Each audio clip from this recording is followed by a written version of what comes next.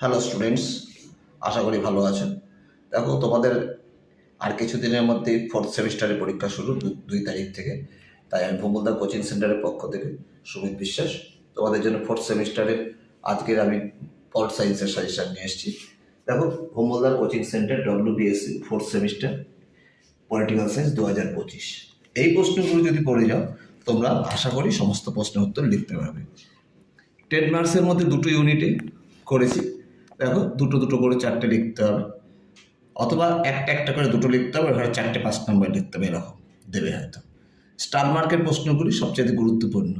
ভারতের বিদেশ নীতি নির্ধারকগুলি আলোচনা করো, অথবা পররাষ্ট্রনীতির বৈশিষ্ট্যগুলি লেখো। পরের প্রশ্ন, ভারত মার্কিন পরমাণু চুক্তি আলোচনা করো।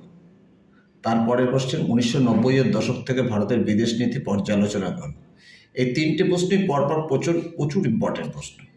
এছাড়াও জওহরলাল নেহরুর আমলে ভারতের বিদেশ নীতির বিবর্তন 1947 থেকে 1962 খ্রিস্টাব্দ আলোচনা করো।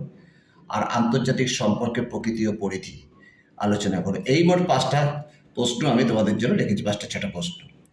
ইউনিট 2 থেকে দেখো, যে কটা স্টার মার্ক সেগুলো বেশি করে পড়তে হবে এবং সেটাই বেশি ইম্পর্টেন্ট। ভারত রাশিয়া দ্বিপাক্ষিক সম্পর্ক আলোচনা করো।